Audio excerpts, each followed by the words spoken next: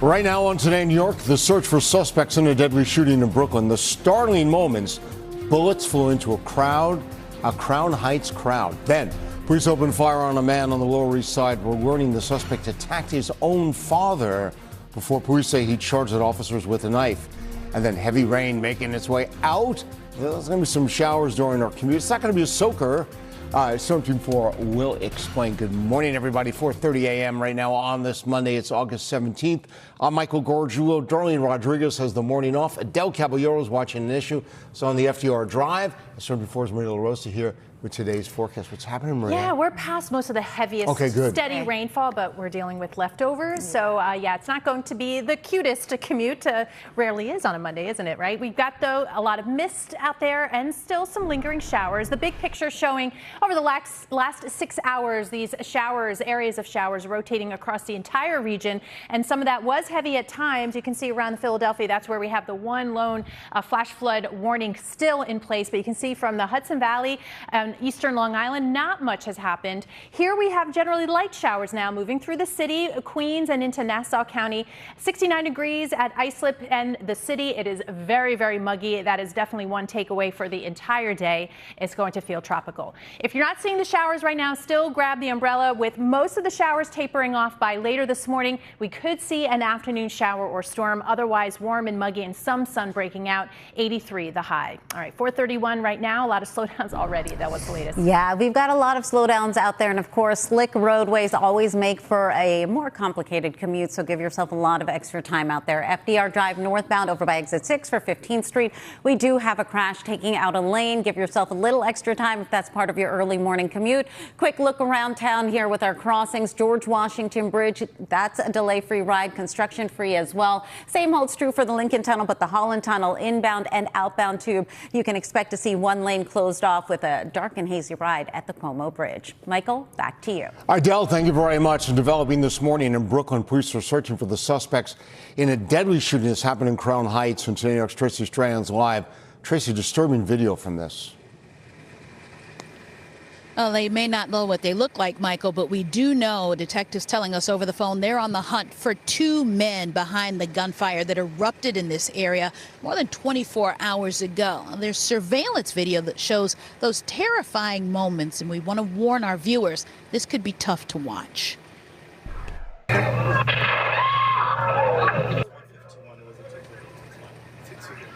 And you can hear those loud shots before people took off running here near the corner of Bergen Street and Howard Avenue early Sunday morning. In the chaos, two people were hit, a 34-year-old man and a 33-year-old woman identified as Sofrani Hartzog. Now, a resident who wanted to remain anonymous tells News 4 that this area was packed with people even at 2:30 in the morning when the shooting took place. Block party to over here. This block was packed, with people. The cops were sitting out here, but they, I guess they just sat there with their sirens on, With so many people, I guess, they couldn't control that crowd. There's so many people out here. Now, you heard that witness. He says the two victims were part of a larger group when that argument broke out. The gunshots erupted right afterwards. Now, as part of the investigation, detectives told me they're working to confirm if Sofrani Hartzog and the 34-year-old man who was shot, who remains hospitalized, were unintended targets. Now, again, so far, detectives say they don't have a description of who they're looking for, but they do know that there were two gunmen behind this, and that's part of their investigation. We're live in Crown Heights, Brooklyn this morning. Tracy Strahan, Today in New York. Michael, back to you. All right, Tracy, thank you very much. 4:34 right now. An NYPD investigation is underway after officers opened fire on a man inside a Lower East Side building. Now, police say the man was armed with a knife. Today in New York's Ida Siegel now with the details. Police on Ludlow Street collecting evidence after a deadly shooting involving their officers inside this apartment building. It happened just after 4 in the afternoon. Cell phone video shows first responders rushing a man into an ambulance. Police say they responded to multiple calls of an assault in progress. And when they got inside the building, they saw a trail of blood leading to the stairwell. As they continued up the stairs, they encountered a male descending the stairs towards the officers, with a large butcher knife. Police say a 54-year-old man named Wei Chan was carrying this butcher knife and pointed it at the officers as he headed down the stairs. Officers repeated multiple commands for the male to show his hands. The male continued to advance towards the officers. The officers opened fire. Chan died at the hospital. It's unclear how many officers there were or how many shots were fired. Also unclear whether Chan spoke English and understood the command. Police say he has a history of mental illness. Witnesses saw first responders bring 2 people out of the building. They took this guy out getting CPR. This other guy went by and he was all bloodied up and with the wrapper on his head. Police say the man with the knife, Wei Chan, died at the hospital. The other injured man was his 75-year-old father. Police say he had been assaulted by his son and had a laceration to his head. Mayor Mamdani posting on social media tonight, as with every incident in which NYPD officers discharge their weapons, there will be an internal investigation and body-worn camera footage of the incident will be released. That's like a really sad thing for this neighborhood and this community. The father is recovering in the hospital. He is expected to survive. Again, the son, Wei, does have a history of mental illness, although it's not clear exactly what that has involved in the past. He does not have a criminal history. Reporting from the Lower East Side, Ida Siegel, Today in New York. It is 4:36 now. President Trump says he's directed the Defense Department to scale back joint military exercises with South Korea. The president citing South Korea's refusal to join the war in Iran, as well as what he called his, quote, very good relationship with North Korean leader Kim Jong-un. President Trump says the large annual drill sent a signal that's, quote, hostile to North Korea. Now, remember, the U.S. has no formal diplomatic relations with Pyongyang. The president says North Korea has been, quote, unthreatening and respectful during his time in office. Meanwhile, U.S. envoy and President Trump's son-in-law, Jared Kushner, though he's going to continue his push today to try and revive the Gaza peace plan. Kushner expected to be part of a meeting today with Israeli Prime Minister Benjamin Netanyahu. Netanyahu has rejected the U.S.-backed peace plan, saying Israel would not withdraw from Gaza until Hamas is fully disarmed. Today's meeting comes after Kushner held a rare meeting with the leaders of Hamas yesterday. That happened in Egypt. At 4:37 now in the Midwest, communities devastated by tornadoes and severe storms last week. They're calling on the federal government for help. Mayors in Chicago's south suburbs say the damage is more than their communities can handle on their own. Illinois' Governor J.B. Pritzker signing a state disaster declaration, but has not formally requested federal assistance. People in hard-hit communities are urging the state and federal officials try and move quickly. Now, next door in Indiana, historic flooding washing out a section of road over the weekend. This collapse happened in Carmel, about 15 miles north of Indianapolis. 7 people have died statewide, including a 4-year-old boy. He was killed last week when a tree crashed through his bedroom. In some areas, the rain was falling at a rate of up to 2 inches an hour. Now, more storms are in the forecast for today. The rain is expected to let up, though, tomorrow. Further west, Hawaii, the urgent race to respond to the destruction from tropical storm Lala. At least 3 feet of rain fell over the weekend, causing waves to crash against the island's infrastructure. NBC's Morgan Chesky with the rush to save 2 paramedics from getting swept away.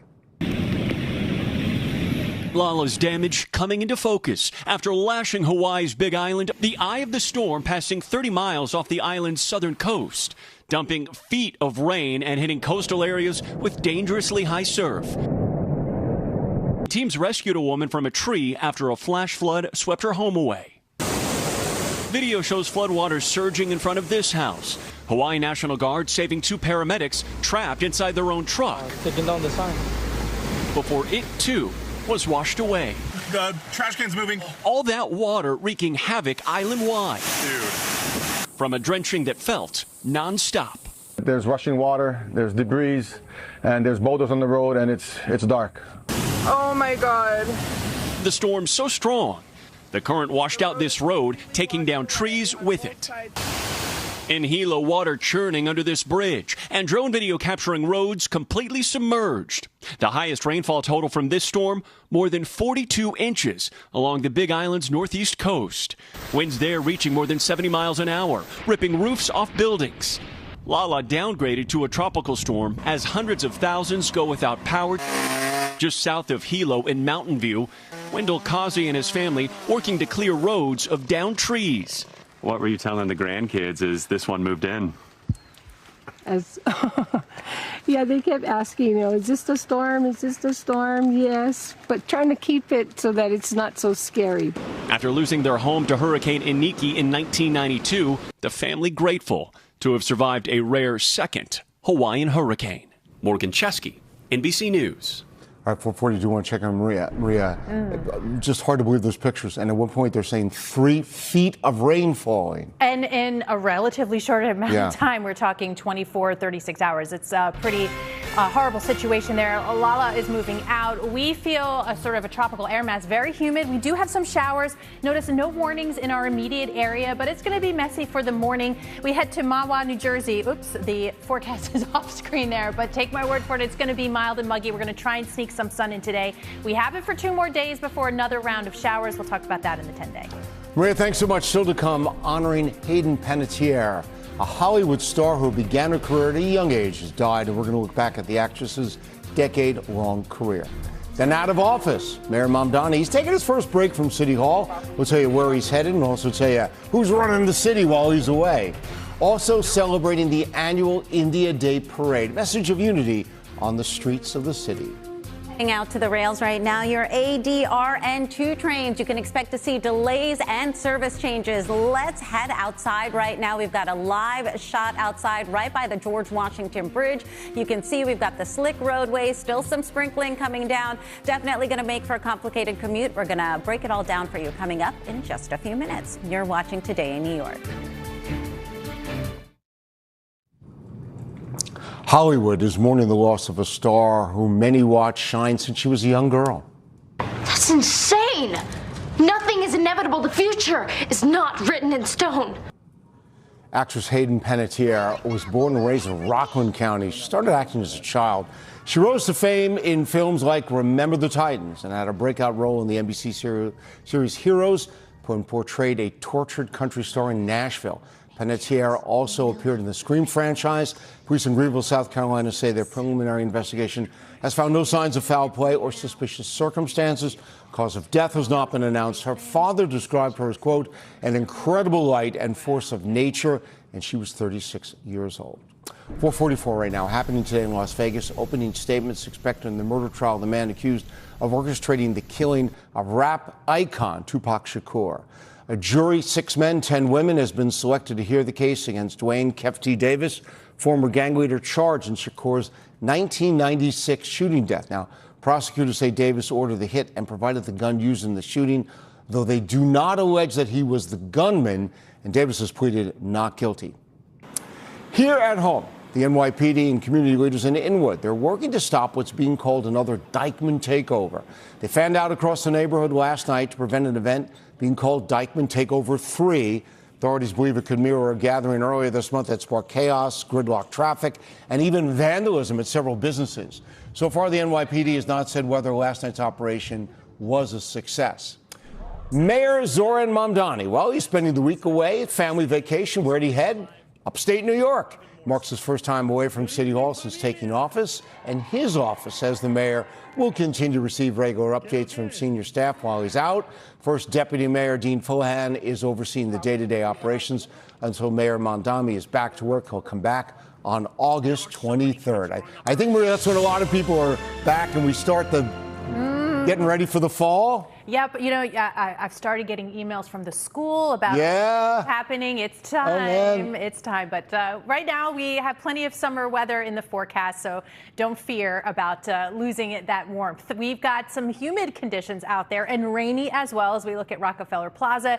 The heaviest rain has moved on since the overnight. With that, you've got the umbrella needed in and around Staten Island, of course, Manhattan, into Brooklyn and Queens, some light showers going on there too, pushing and swirling off to the north and east. Notice the one flash flood warning, no rain falling there just north of Philadelphia, but we had rain heavy at times. What's ahead? Well, this can continue to move out of here. We'll actually get some sun breaks in here as well. We are absolutely not wiping away that humidity, so it stays very sticky. But keep the umbrella handy if you know you're going to be out later on this afternoon and evening. That humidity, the sunshine, we could see a few showers and storms bubble up. Any of those could put down some rainfall pretty quickly, heavy rainfall pretty quickly. And then we clear out again for tonight and should be a nice looking day tomorrow. But as I mentioned, we're not completely wiping out the humidity. Definitely not today. It stays a little sticky heading into Tuesday, more reasonable by Wednesday. And that's one of our warmer days as we get into the midweek. Again, summer still in full effect. All right, we have August, and along with summer, we have our Clear the Shelters campaign. Today's sweet baby is Lulu,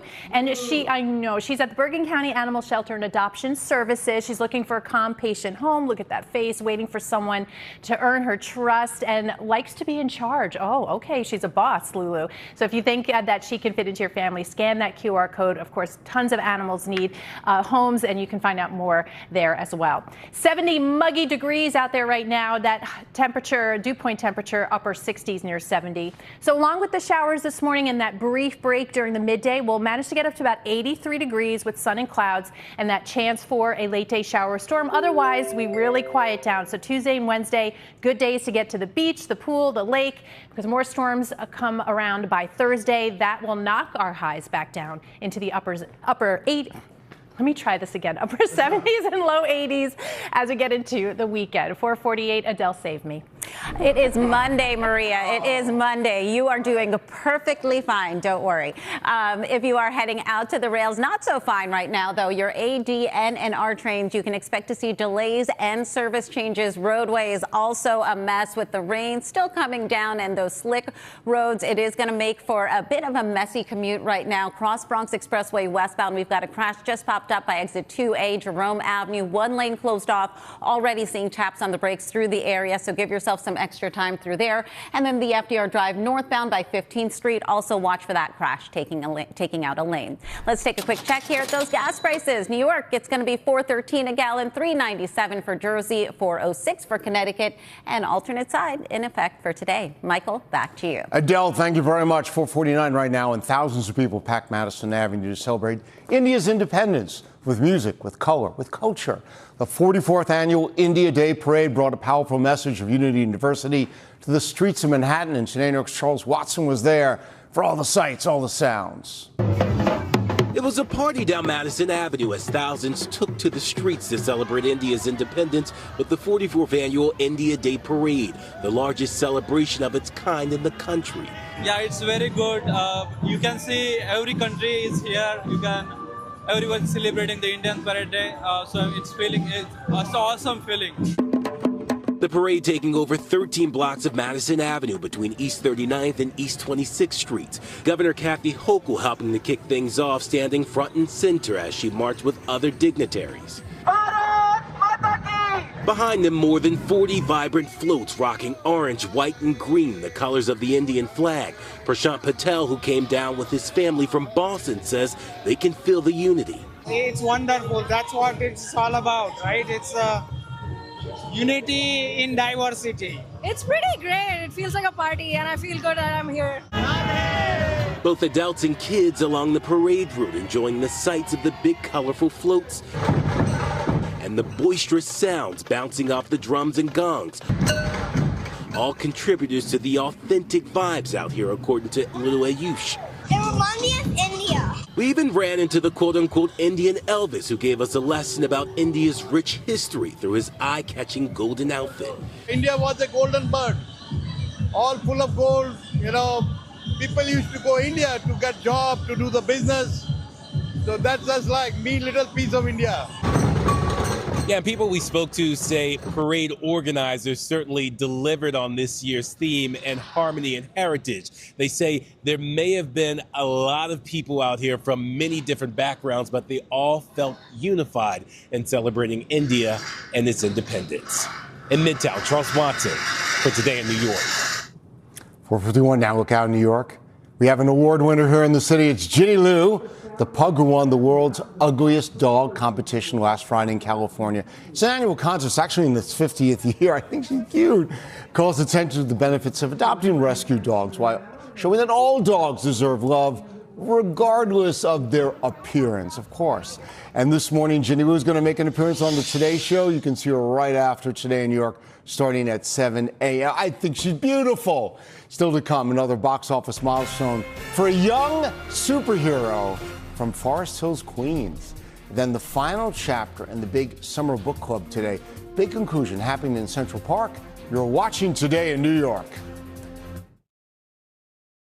All right, we're starting a brand new week inside Studio 3B here at Rockefeller Center. 4:54 right now. Today has marked the final chapter. New York Public Library's first ever big summer book club. So all summer long, the library's invited New Yorkers to read N.K. Jemisin's fantasy novel, The City We Became. Tonight at 8, this year's book club wraps up. They're going to have a celebration at the Delacorte Theater in Central Park, including a conversation with the author, readings, and performances. Now, the tickets are free. They'll be available outside the Delacorte Theater at noon, and then also through a digital lottery. And then Jordan Woods, Carl Anthony Towns, they're officially married. Couple tying the knot, a star-studded ceremony they did in Malibu over the weekend. Now, official photos and video from the ceremony have yet to be released. Reports say the wedding was attended by the Knicks teammates, of course. Jalen Brunson, you can't have a wedding without Jalen. OG Anunoby and Josh Hart. So look at that. That must be the proposal, right? Celebrity guests included Timothée Chalamet. He was a super fan, you know. Ben Stiller, he's a super fan. Michael B. Jordan, he's just super. And Justin and Hailey Bieber, the couple had been together for more than 5 years, and then they actually got engaged last Christmas. Congratulations to them. We really loved them. I think it's great, right? You mean you just show up enough Knicks games, you get invited to the wedding? That's amazing. Right. Apparently, guys, time for season passes. What is happening, my friend Maria? All right, a little messy out there. Okay. We've got some showers, of course, but believe it or not, I have some sun in the forecast. If you're thinking about headed to the beach, Jersey Shore, one spot won't be too bad, including that rip current risk. A little bit higher, though, for south-facing Long Island beaches, so just a heads up. The showers that we're seeing this morning are more for that first half of the day, and then we should get some sun in here. Really looking good Tuesday and Wednesday, so if you have a chance to sneak away to the coast, do it. Okay.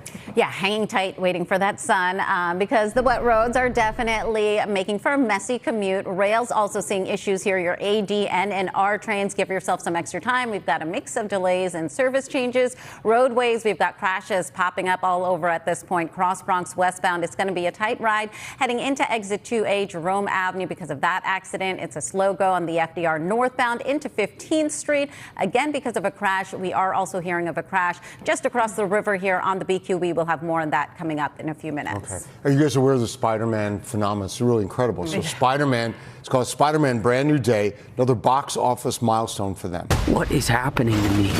Did you miss me, Spidey? I'm losing my mind. Yeah, the Tom Holland superhero film now topping $2 billion worldwide. It's only been in the theaters for 3 weeks. Variety reports it's only the 8th movie ever to get to that mark, the second fastest to do it behind Avengers Endgame. The film has brought in more than $785 million domestically, and then $1.2 billion overseas for Spider-Man. Still to come as we get to 5 a.m., a Yankee is remembered. Baseball legend Tommy John has died. His major league career spanning nearly 3 decades, but his name really became synonymous with second chances. We're going to take a look at the man behind this legacy. You're watching Today in New York.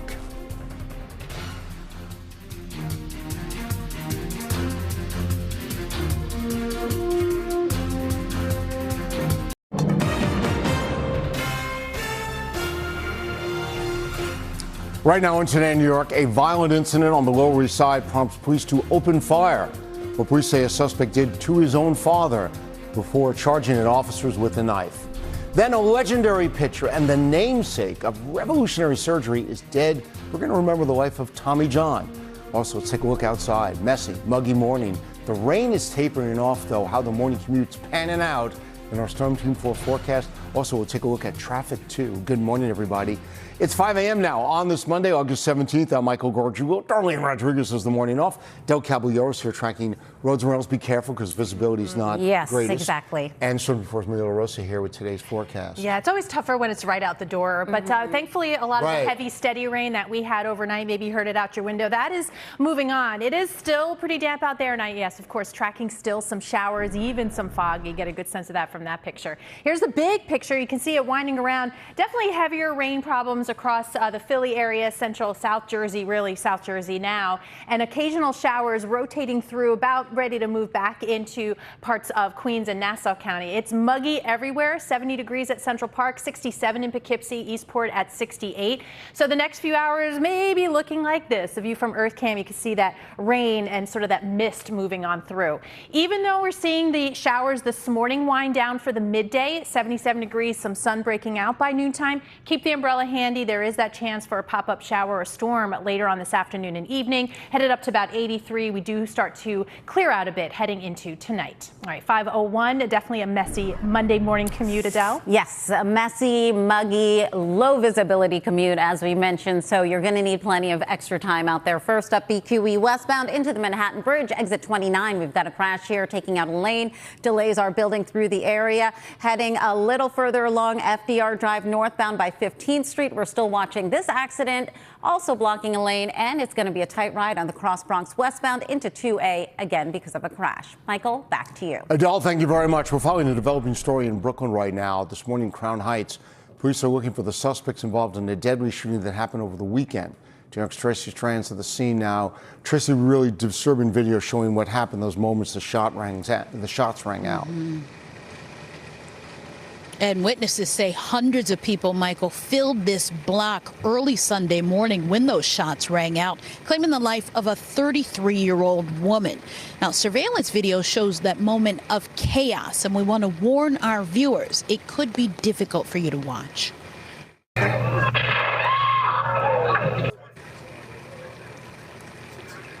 Now, those loud shots sent people running near Bergen Street and Howard Avenue right around 2:30 Sunday morning.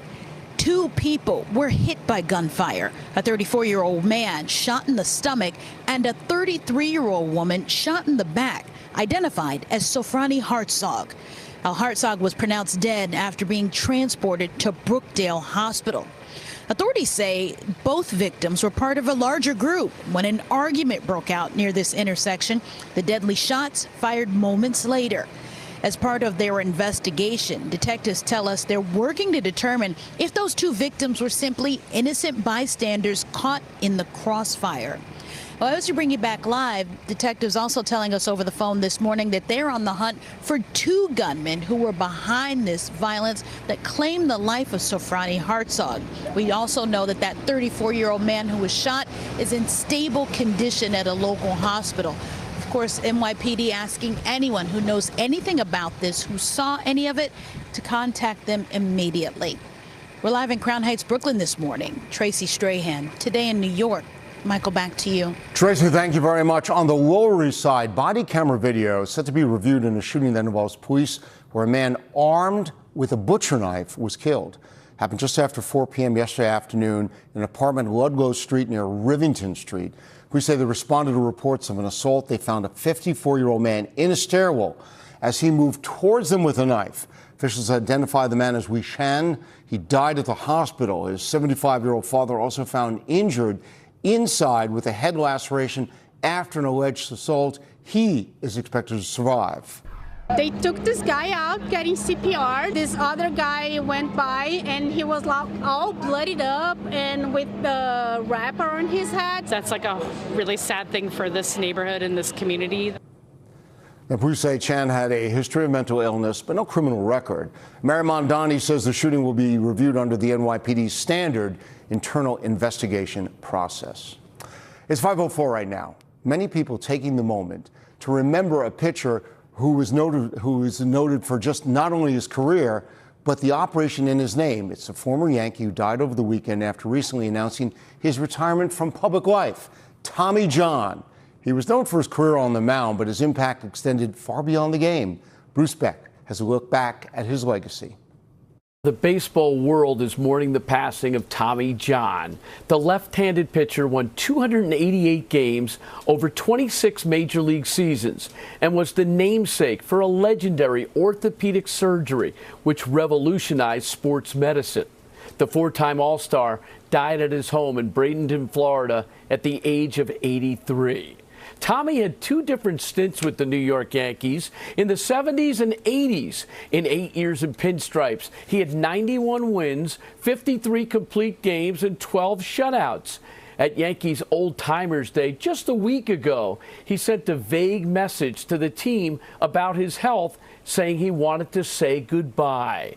Today, the club issued this statement, quote, "The New York Yankees mourn the passing of Tommy John, who was a bedrock of our rotation during his time in pinstripes and a longtime favorite of Yankees fans. We pause to remember the totality of his legacy, his competitiveness and skill, his penchant for conversation, his kind and gracious nature, and his stature as an athletic and medical pioneer." In 1974, John underwent surgery for elbow reconstruction by Dr. Frank Jobe to save what was thought to be a career-ending injury.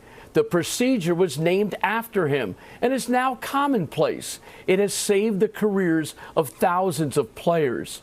John, nicknamed the Bionic Man, went on to pitch 14 more seasons after the surgery and won 164 more games. His 288 wins are the second most of any pitcher since 1900 not to be elected to the Baseball Hall of Fame.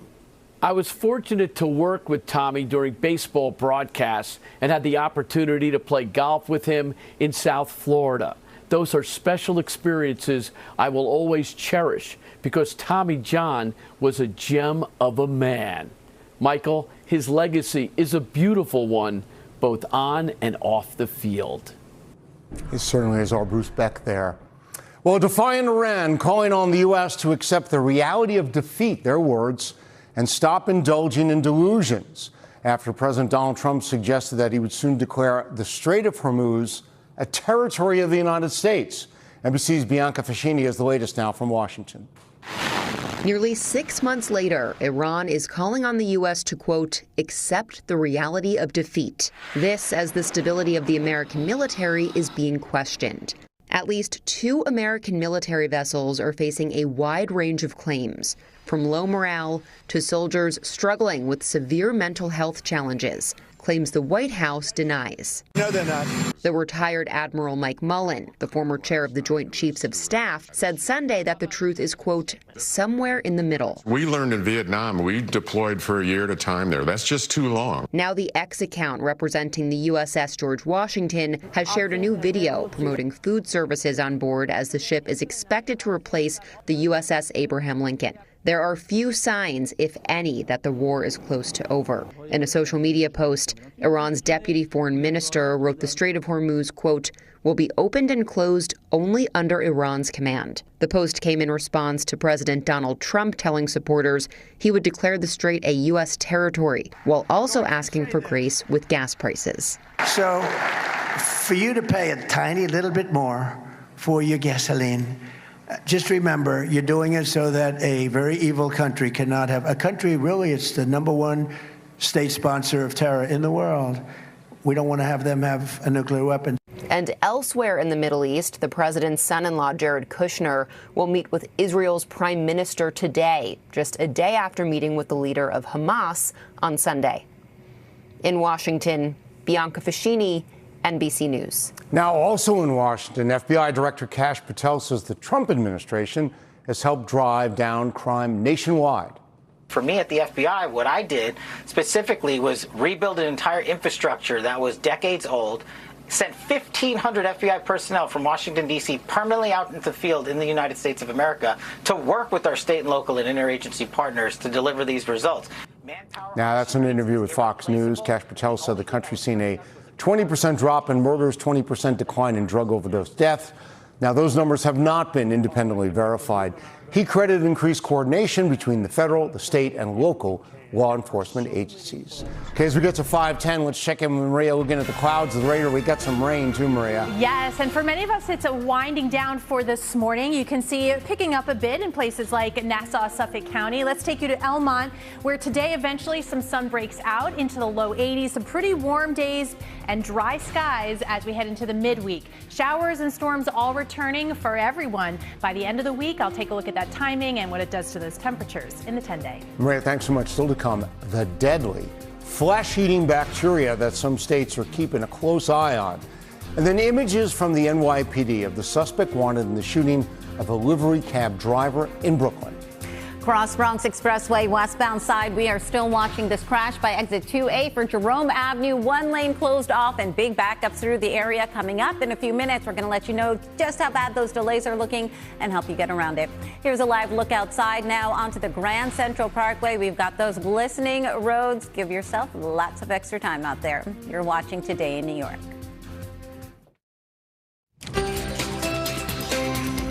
Live up there, Point Pleasant Beach, early morning out at the beach at 5:13. Health officials in some states, they're keeping an eye on a number of deadly, potentially deadly, flesh-eating bacteria cases. This is called Vibrio vulniferus. It is the deadliest species of a naturally occurring bacteria. It's found in warm coastal waters. According to the CDC, about 1 in 5 people infected by it die. 2 deaths have been reported in Florida this year, 5 in Louisiana. We have to move quickly. Sometimes it can, within hours or even one day, a person can lose a limb. It's a pretty serious infection. Now, you can get Vibrio by swimming in salt or brackish water with an open cut, eating raw or undercooked shellfish. And the symptoms include fever, chills, and a painful rash. 5:14 now in Connecticut. A Hartford community is helping people who've been impacted by the devastating earthquakes in Columbia. Volunteers collected more than 30 boxes of donated supplies. These items include food, baby formula, diapers, first aid kits, blankets, other essential items. Organizers say the response showed just how deeply this disaster has affected local communities that have ties to Columbia. People that are crying because they can't go back home. The donations will be sent to some of the hardest hit areas, including Cali. People who missed that drive, well, you can still contribute food, supplies, or financial donations to support those relief efforts. Maria, such an important, the recovery takes so long and involves so much work. So people trying to do what they can. Do what they can and remember them down the road, too, because it's, what we often see with these types of, and this level of disaster, we're going to need that help for a long, long time. All right, closer to home, and in the short term, our weather issue is rainfall. And you can see another look at the plaza. We had a little lull there, but you can see the splashes there right on the plaza where the tree is going to be. Just in a couple months, we have that rain coming on down. I don't have any watches or warnings, so it's just sort of regular rain, but it definitely makes a Monday messy morning commute for sure. From Manhattan, Brooklyn, and Queens, some of that steadier rain coming through Breezy Point right now, and this is all curling with an area of low pressure off to the north and east. So from Nassau into Suffolk County, relatively quiet right now. You'll pick up some of these showers soon. Mainly dry off to the north and west. And I say mainly because it's still really muggy. There's plenty of mist out there. And yes, starting to see some pretty dense fog as well, especially through the Delaware River Valley. So heads up from Warren and Hunterdon County, some of that visibility less than a mile. So that's certainly enough to slow you down as well. So we'll keep an eye on that. All right, want to keep an eye on this cutie pie. It's Clear the Shelters month and our campaign continues. Remember, you can check out any pets that I talk about or any other fur babies that need homes. Just scan that QR code. I'm featuring Appa right now, a male husky. He's saying, pick me, just a cutie pie from the Bergen County Animal Shelter and Adoption Services.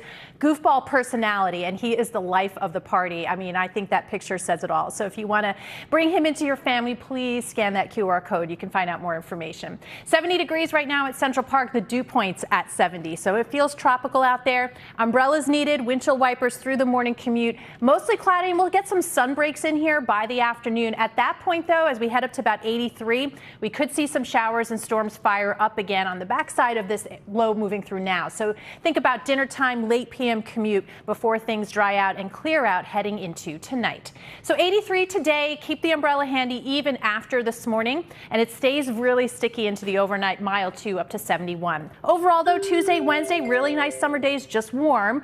And then Thursday and into Friday, showers and storms come in and move out. Back again for the weekend, but temperatures down into the upper 70s. All right, 517, Adele.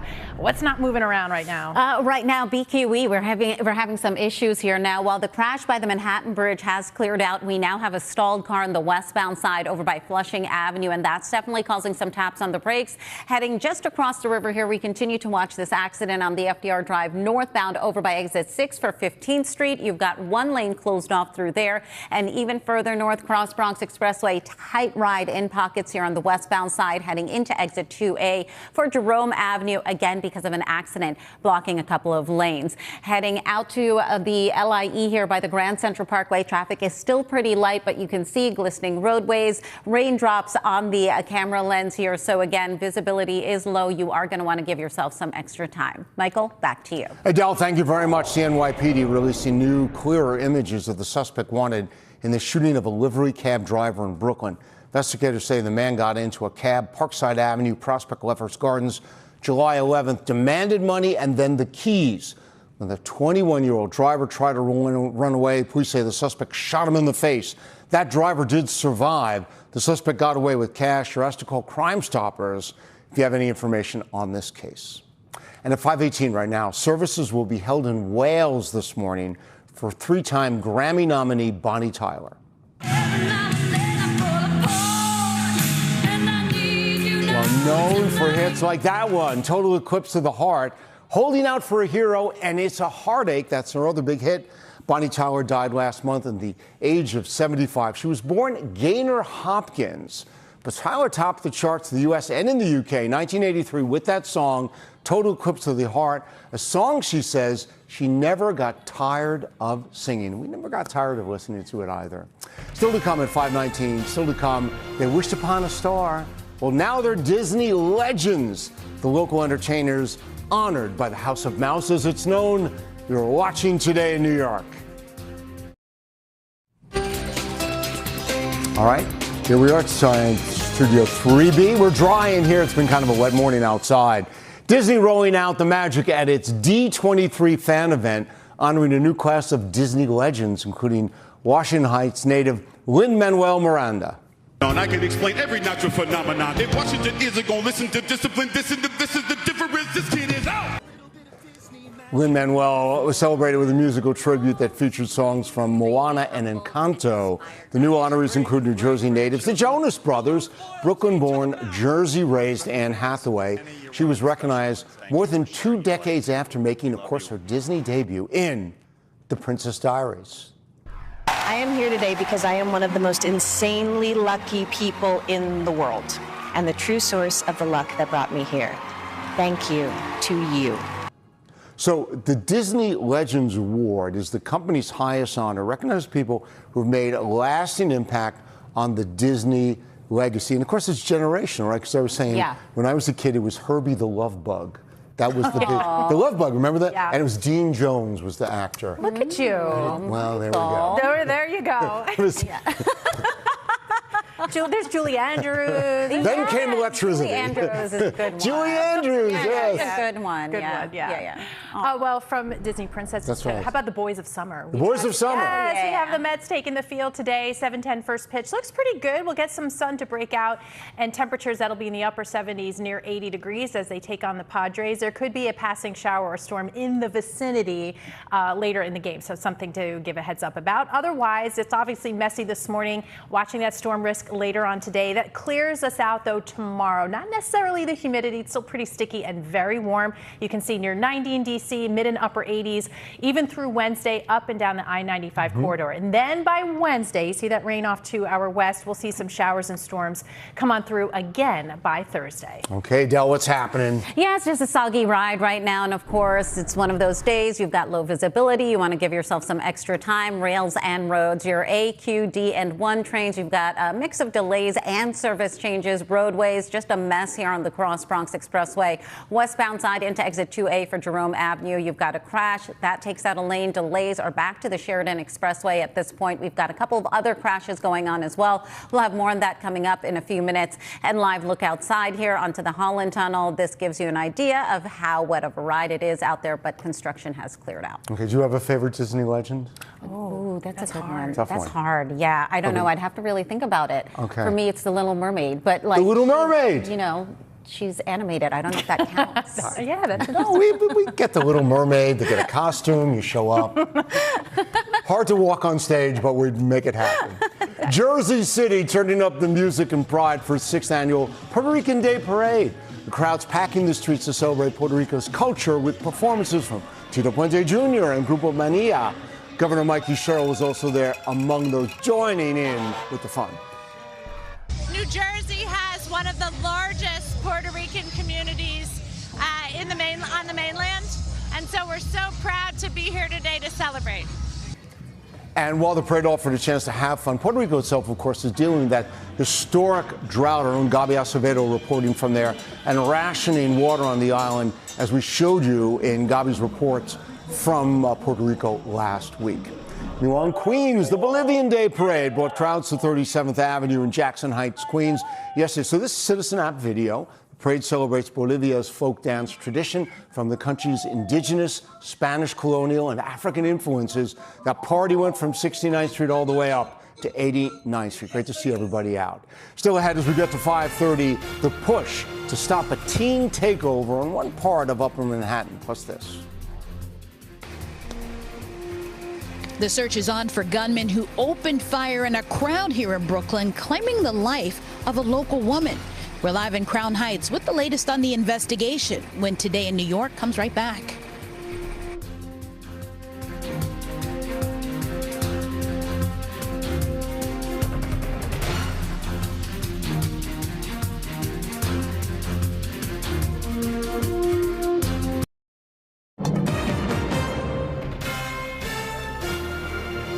Right now on Today in New York, gunfire erupts on a packed Brooklyn sidewalk, leaving a woman dead and another person seriously hurt. Plus a deadly shooting involving NYPD officers and a man allegedly armed with a butcher's knife, who the suspect is accused of attacking before police opened fire.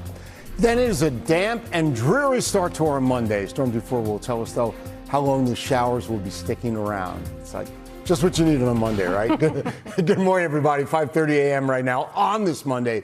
It's August 17th. I'm Michael Gorgio. Darlene Rodriguez is the morning off.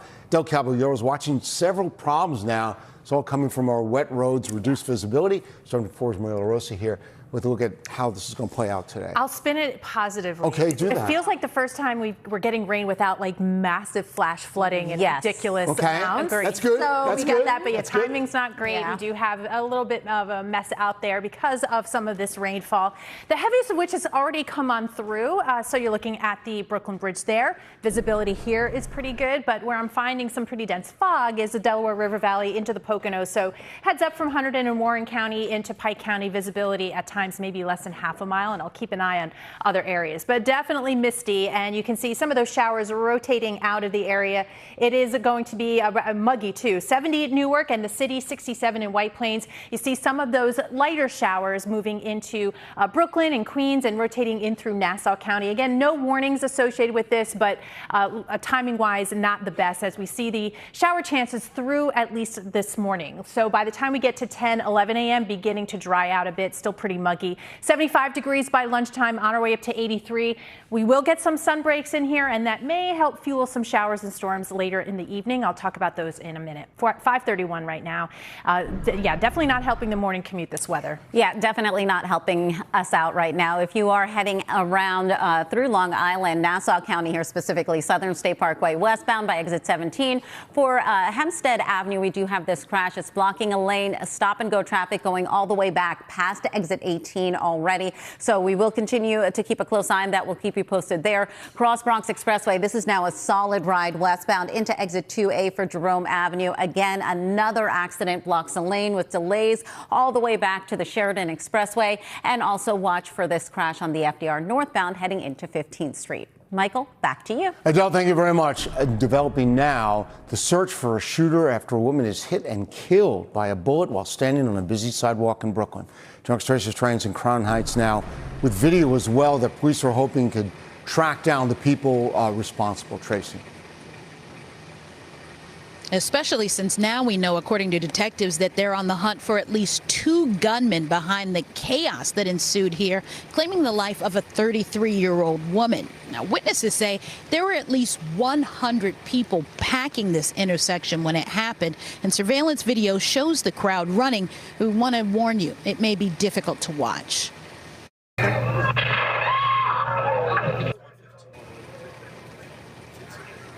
You can hear loud shots before people took off running. You can hear it there, right at the corner of Bergen Street and Howard Avenue early Sunday morning. It was around 2:30 in the morning, and in the chaos, 2 people were struck. A 34-year-old man in his stomach and a 33-year-old woman shot in the back. She's been identified as Sofrani Hartzog. Now, a resident who chose to remain anonymous told News 4 that this area was packed with people, even at that early hour when the shooting took place. Block party to over here. This block was packed, with people. The cops were sitting out here, but they, I guess they just sat there with their sirens on, But there's so many people, I guess, they couldn't control that crowd. There's so many people out here. Authorities confirmed the 2 victims were part of a larger group when an argument broke out in this area. The gunshots erupted right after. Now, as part of the investigation, detectives say they're working to confirm if Sofrani Hartzog and the 34-year-old man who remains hospitalized were unintended targets. As we bring you back live, the crime scene has cleared, but the investigation still very much underway as the NYPD now looks for 2 gunmen behind this. So far, however, they don't have a description of what they look like. We're live in Crown Heights, Brooklyn. Tracy Strahan. Today in New York. Michael, back to you. Tracy, thanks very much. And now to the investigations of that deadly shooting involving the NYPD inside a Lower East Side building. Officers opened fire on a man who they say was armed with a butcher's knife. 10 New York's Ida Siegel breaks down just what happened. Police on Ludlow Street collecting evidence after a deadly shooting involving their officers inside this apartment building. It happened just after 4 in the afternoon. Cell phone video shows first responders rushing a man into an ambulance. Police say they responded to multiple calls of an assault in progress, and when they got inside the building, they saw a trail of blood leading to the stairwell. As they continued up the stairs, they encountered a male descending the stairs towards the officers with a large butcher knife. Police say a 54-year-old man named Wei Chan was carrying this butcher knife and pointed it at the officers as he headed down the stairs. Officers repeated multiple commands for the male to show his hands. The male continued to advance towards the officers. The officers opened fire. Chan died at the hospital. It's unclear how many officers there were or how many shots were fired. Also unclear whether Chan spoke English and understood the command. Police say he has a history of mental illness. Witnesses saw first responders bring 2 people out of the building. They took this guy out getting CPR. This other guy went by and he was all bloodied up and with the wrapper on his head. Police say the man with the knife, Wei Chan, died at the hospital. The other injured man was his 75-year-old father. Police say he had been assaulted by his son and had a laceration to his head. Mayor Mamdani posting on social media tonight, as with every incident in which NYPD officers discharge their weapons, there will be an internal investigation and body-worn camera footage of the incident will be released. That's like a really sad thing for this neighborhood and this community. The father is recovering in the hospital. He is expected to survive. Again, the son, Wei, does have a history of mental illness, although it's not clear exactly what that has involved in the past. He does not have a criminal history. Reporting from the Lower East Side, Ida Siegel, Today in New York. 5:36 right now. President Trump says he's directed the Defense Department to scale back joint military exercises with longtime ally South Korea. The president cited South Korea's refusal to join the war in Iran, as well as what he called his, quote, very good relationship with North Korean leader Kim Jong-un. President Trump says the large annual drills send a signal that's, quote, hostile to North Korea. Now, the U.S. has no formal diplomatic relations with Pyongyang, but the president says North Korea has been, quote, unthreatening and respectful during his time in office. U.S. envoy and President Trump's son-in-law, Jared Kushner.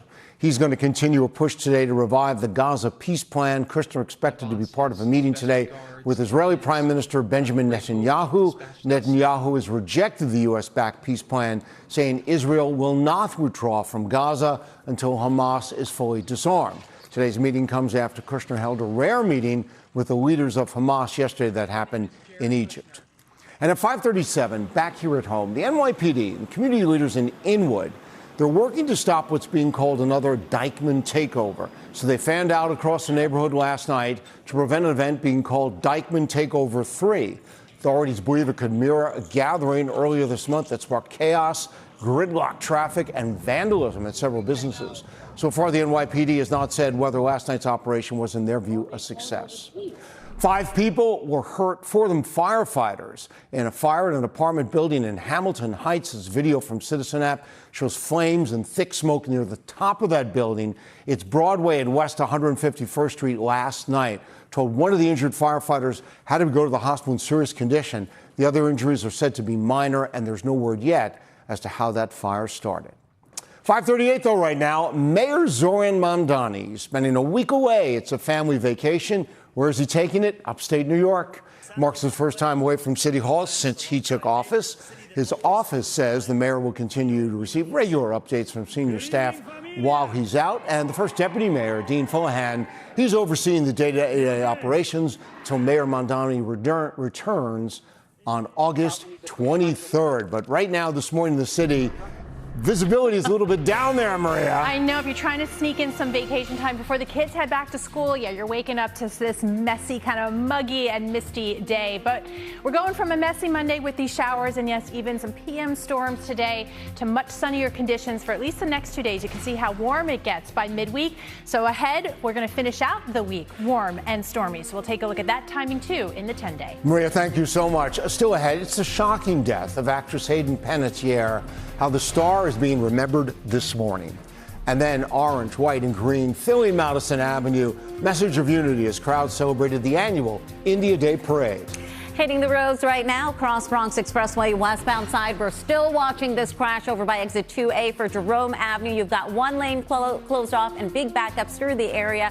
Coming up, we've also got subway issues and more crashes headed your way. Let's take a live look outside right now, though, onto a dark ride here on the Harlem River Drive by the RFK Bridge.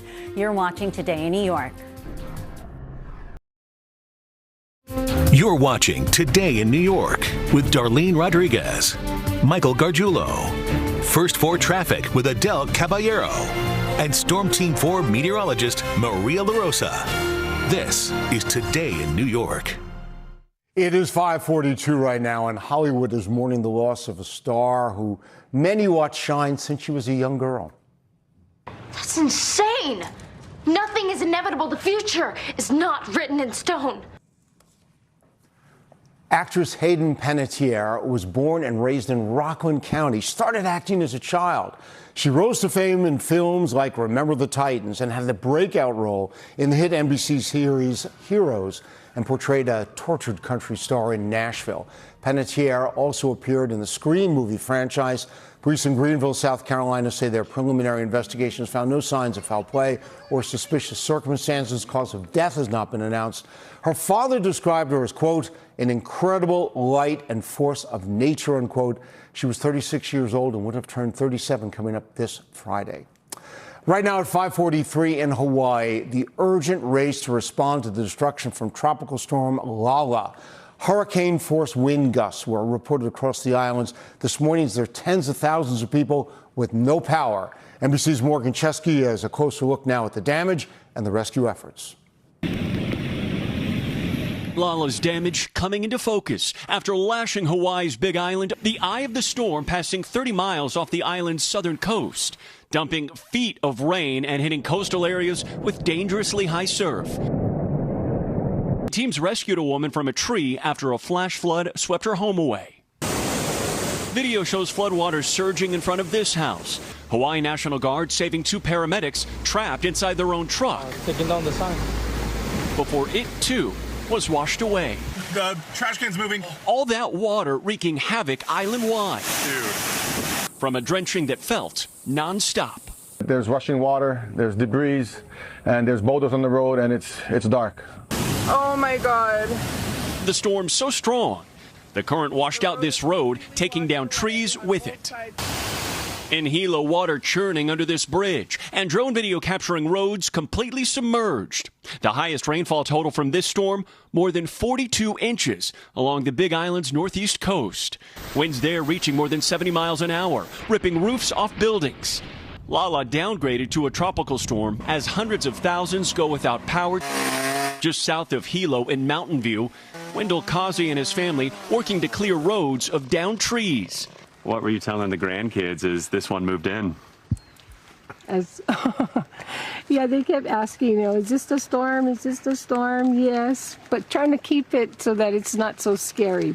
After losing their home to Hurricane Iniki in 1992, the family grateful to have survived a rare second Hawaiian hurricane.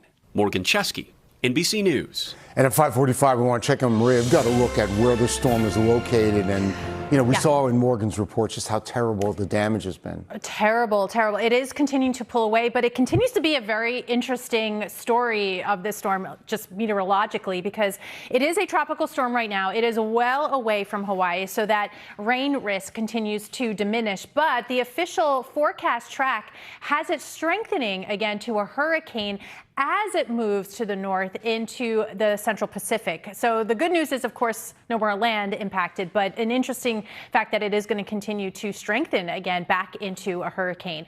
In the Atlantic Basin, it is quiet right now. We don't have any areas of potential development over the next week, so we continue to see a pretty quiet hurricane season in the Atlantic Basin for now. We're always watching. Closer to home, it definitely feels tropical. We've got a ton of humidity, and you see somewhere back there the skyline, the view from Jersey City. So if you're not seeing the showers, you've got the low clouds, mist, and even some fog out there. But where we're seeing the rain, again, no watches or warnings, so the rain is sort of regular at this point. We have it in through portions of Brooklyn and Queens, pushing into Nassau and Suffolk County. So as this rotates on through, we'll continue to see the damp conditions the next few hours for the morning commute.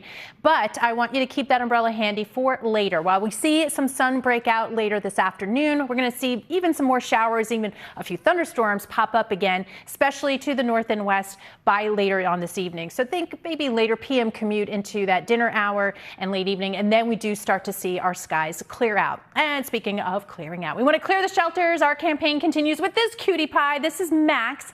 He is super affectionate, of course. Look at that face. He sleeps in the funniest positions. How cute is that? And he's a little chunky. He's a big boy, but he's got a big personality. So if you think Max can be part of your family, scan that QR code. We want to clear the shelters. As I mentioned, it's mild and muggy, 70 degrees, the dew point's at 70. Count on some showers this morning, some midday sun breaks up to 83 degrees. It stays very muggy, and that humidity will help fuel showers and storms as we get into the later part of the day today. Otherwise, northwest winds about 5 to 10 at sunset at 7:51. It is a muggy start to the day tomorrow, but dry skies 71. So not a bad summer outlook for Tuesday into Wednesday. By Thursday, the storm chances are back, but we wipe away some of that heat back into the upper 70s and low 80s into the weekend. All right, 5:48, lots of delays out there, Adele. A lot of delays, a lot of service changes and accidents, unfortunately. Let's start things off here with the delays. Your 1A, D, N, and Q trains, give yourself some extra time onto those roadways. A bit of a mess. Again, give yourself extra time. Be very careful out there. Southern State westbound by exit 17. We're still watching this accident by Hempstead Avenue, taking out a lane.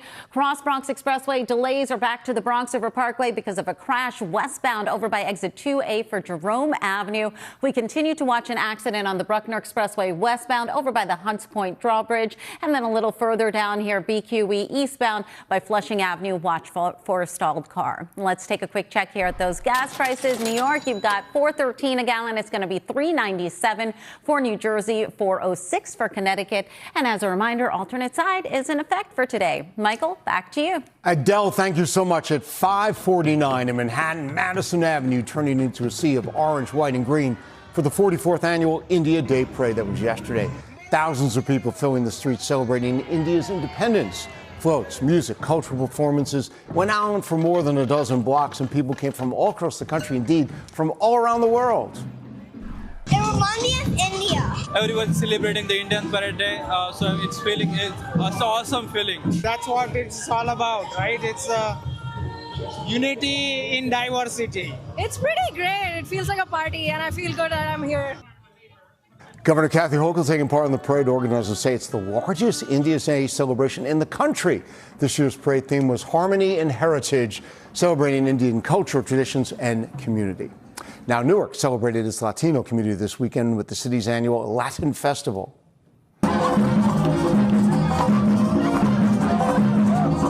Crowds packing Broomfield Avenue in the city's North Ward for a day of music, food, dancing, and, of course, cultural pride as well. Festival featured performances by Latin music stars Manny Manuel, Silvio Mora, among others, with DJ Alex Sensation helping keep the party going throughout the day. Some attendees said the festival was really more about just entertainment, describing it as a chance to stand together and celebrate the strength of the Latino community. Because of what's going on with ICE. Today I'm Puerto Rican, but I'm really Peruvian. I'm Colombian. I'm every nationality that has been struck by the police, and you have blood shed on our streets. Everything that we have going on, it's good to be united as one. The officials, community groups, they're also there as well. And they shared information about local services, including resources for violence prevention and family support. 5:51 right now. Jordan Woods, Cal Anthony Towns, they're now officially married. Couple tied the knot. It was a star-studded ceremony, of course. Malibu over the weekend. Now, official photos and video from the ceremony have not yet been released. Reports say the wedding was attended, though, by Kat's Knicks teammates, including Jalen Brunson, OG Anunoby, and Josh Hart. Celebrity guests included Timothy Chalamet, Ben Stiller, Michael B. Jordan, and Justin and Hailey Bieber. Couple, they've been together for more than 5 years. They got engaged. Lots of pictures there last Christmas. Congratulations to them. 5:51 right now. Still to come, Spider-Man swinging to a new box office milestone, plus how you can join the final chapter in the city's big summer book club. You're watching Today in New York. Well, we're here at Grand Central Parkway, right by LaGuardia Airport. On this Monday morning, Spider-Man, brand new day, just hit another brand new box office milestone. What is happening to me? Did you miss me, Spidey? I'm losing my mind. The Tom Holland superhero film has now topped $2 billion worldwide after just 3 weeks in the theaters. Variety reports it's only the 8th movie ever to reach that mark, second fast to do it behind Avengers Endgame. They've made more than $785 million, that's domestically, and then $1.2 billion overseas. Wow. All right, New York Public Library closing the book on its first ever big summer book club with an event tonight in Central Park. So all summer long, the library has invited New Yorkers to read N.K. Jemisin's fantasy novel, The City We Became. There's the book. Tonight at 8, the city's book club wraps up with the celebration at the famed Delacorte Theater. It'll include a conversation with the author. They'll have readings, they'll have performances. The tickets are free. They're going to be available outside the Delacorte. That's at noon, but then also through a digital lottery. I think excitement over a book is so great, yeah, right? I love that. I'm so excited people are doing what that. better setting than Yeah, the that Delacorte's theater. fabulous. Yep. Yeah. But I'm so happy people are reading together and talking about It was a great idea to do that. Yeah, I love it. But the summer's ending, they said. I know. Summer book club, I know. my goodness. We still have some summer left to go, don't worry. At the beach down the shore. Every day counts. I know it looks a little unsettled and stormy for sure. Gray skies at Point Pleasant Beach. Give it some time. We're going to try and sneak some sun in. Lower risk of those rip currents today, not zero for the Jersey Shore. Of course, high risk of dangerous rip currents for south-facing Long Island beaches and city beaches. So, yeah, we'll be dealing with some showers, but drier enough skies today. But if you want to hold out for that sunshine, you've got it tomorrow and Wednesday. High temperatures, low to mid-80s across the board at all the coasts. Looking good. What's happening there, Adele? Yeah, if we didn't have enough going on, we now have a suspension. One trains are knocked out between South Ferry and Chamber Street. This is because of signal problems, so we will keep you posted on that. On top of that, you can also expect to see delays and service changes with your N and Q trains. Then on the roads here, Cross Bronx westbound, we've got this crash over by exit 2A for Jerome Avenue. Delays are back to the Bronx River Parkway. We've also got an accident on the Bruckner Expressway westbound by the Hunts Point Drawbridge, and now the George Washington Bridge. Inbound lower deck, you've got a crash there, and you can expect to see about 25 to 30-minute delays. And you look at that scene, you really have to be careful. Yeah, exactly. Visibility is restricted. Yeah. All right. Does being a content creator sound like a dream job? Well, Arizona State University, they now have a degree for it, and you see it listed there. The school's launched a new bachelor's program in content creation through its Cronkite School of Journalism, named after, of course, Walter Cronkite. Students will take courses in podcasting, studio production, on-camera performance, and then digital media strategy. But the program has sparked debate because some people have questioned whether content creation is a profession that actually requires a degree. But educators say it reflects the rapid growth of the creator economy and the demand for digital media skills. Getting close to 6 o'clock, still to come, the growing concerns over life on U.S. Navy ships, how the White House is responding to that.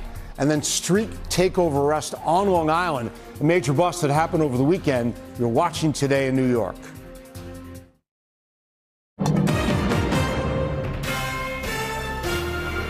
Right now on Today in New York, a woman is dead, another person seriously hurt after gunfire erupts on a packed Brooklyn sidewalk. And then a deadly shooting involving NYPD officers and a man allegedly armed with a butcher's knife. Why that suspect and who that suspect is accused of attacking before police opened fire. And then we'll take a look at outside. Showers making for a messy morning commute. Storm Team 4 is going to tell us, though, when this wet weather will be moving on. I want to say good morning, everybody. 6 a.m. right now. On this Monday, it's August 17th, I'm Michael Gargiulo. Darlene Rodriguez has the morning off. Adele is here with an update on the situation on the George Washington Bridge. And Storm Before's Maria Rosa's got to look at the forecast because that's impacting the way people are getting around this morning. And we're not looking at flash flooding at this point, right? No, that steady, heavy rain has kind of moved on. We definitely have some showers and visibility is taking a hit for sure. Somewhere there we have the city skyline, the view from Jersey City, not too much of a view. So fog is an issue. Right now, as we kind of zoom in and around the city, and we've got Staten Island, Brooklyn, and Queens, that's where we're seeing some of the light rainfall right now as this curls on and moves off to the north and east. So while the radar is looking dry, we definitely have some of that mist and that fogginess too. 70 at Central Park, 71 at Newark, 67 in Sussex, White Plains, Bridgeport, you're close to that, 70 in Islip. A ton of humidity, that dew point close to the air temperature, so visibility is way down from especially Warren and Hunterdon counties. Clinton right now less than a quarter-mile visibility, so heads up there, as well as sort of that spray coming off the roadways with the rain from overnight. So showers continue through this morning, mostly cloudy. Beyond that, we head into the lunch hour, trying to get some peaks of sun in there. It will be warm and muggy up to 83. Keep the umbrella handy. Afternoon, late day, a storm is possible too. We'll break that down further in just a minute. But at 6:01, it is tough out there. Adele, what's the latest? Yeah, definitely a tough go this morning. You're going to need plenty of extra time for that morning commute. We were keeping a close eye on the on the George Washington Bridge because of an accident on the lower deck. That's since cleared out, but we do still have this accident on the Cross Bronx westbound by exit 2A. Jerome Avenue, couple lanes closed off. Delays are back past the Bronx River Parkway. You've also got an accident on the Bruckner Expressway westbound by the Hunts Point Drawbridge. Delays at the George right now, lingering around at about 20 minutes. And also a reminder, 1 trains are suspended Chambers Street to South Ferry with your N and Q trains giving you delays. Michael, back to you. Adele, thank you very much. And developing now, it's the search for suspects after a woman is hit and killed by a bullet while standing on a busy sidewalk in Brooklyn. New York's Tracy Strand in Crown Heights now with video as well that police are hoping could track down those responsible. And Michael, witnesses tell us that there were more than 100 people filling this block when those shots rang out early Sunday morning, claiming the life of a 33-year-old woman. Now, over the phone, detectives told me they're on the hunt for at least 2 gunmen behind this shooting. But surveillance video shows the chaos that ensued, and we want to warn our viewers it may be difficult to watch.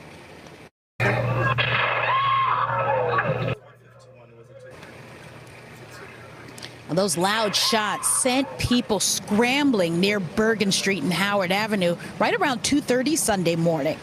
2 people were struck, a 34-year-old man shot in the stomach and a 33-year-old woman shot in the back. She's been identified as Sofrani Hartzog.